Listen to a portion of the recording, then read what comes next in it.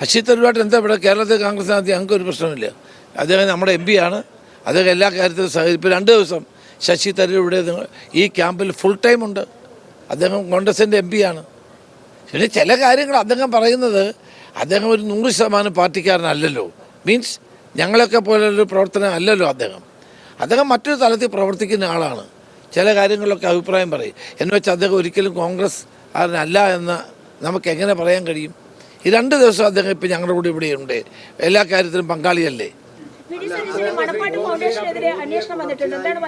മോദിയെ തുടർച്ചയായി അനുകൂലിക്കുന്ന നിലപാടെടുത്തു. പാർട്ടിയുടെ ദേശീയ അധ്യക്ഷൻ വരെ അദ്ദേഹത്തോട് തിരുത്തണമെന്ന് ആവശ്യപ്പെട്ടിട്ടും തിരുത്തിയില്ല. ഏറ്റവും അവസാനം ഞാൻ അതിൻ്റെ വിശദാംശങ്ങൾ കോർപ്പറേഷൻ പിടിച്ചപ്പോൾ പോലും അവരെ അനുകൂലിക്കുന്ന സമീപനമാണ്.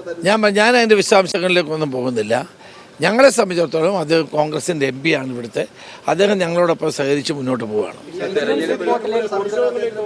തീർച്ചയായിട്ടും അതിവിടെ KPC പ്രസിഡന്റ് അനൗൺസ് ചെയ്യും. പ്രക്ഷോഭങ്ങളിലേക്ക് പോകും. ശക്തമായ നടപടികളുമായിട്ട് മുന്നോട്ട് പോകും.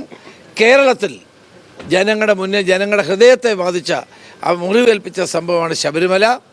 അതിനു വേണ്ടിയിട്ട് വിട്ടുവീഴ്ചയില്ലാത്ത പോരാട്ടവുമായി UDF കോൺഗ്രസ് മുന്നോട്ട് പോകും. മണപ്പാട്ട് ഫൗണ്ടേഷനെതിരെ കേസ് വന്നിരിക്കുകയാണ്.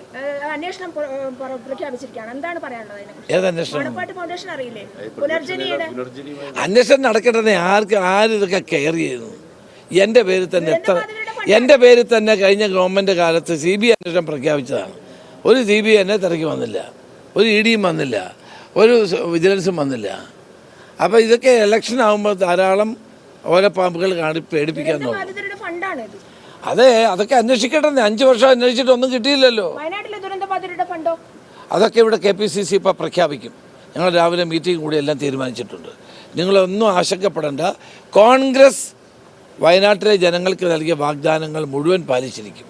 വിശദാംശങ്ങൾ ഞാൻ പറയുന്നില്ല. അത് ചുമതലപ്പെടുത്തിയവർ നിങ്ങളോട് പറയും.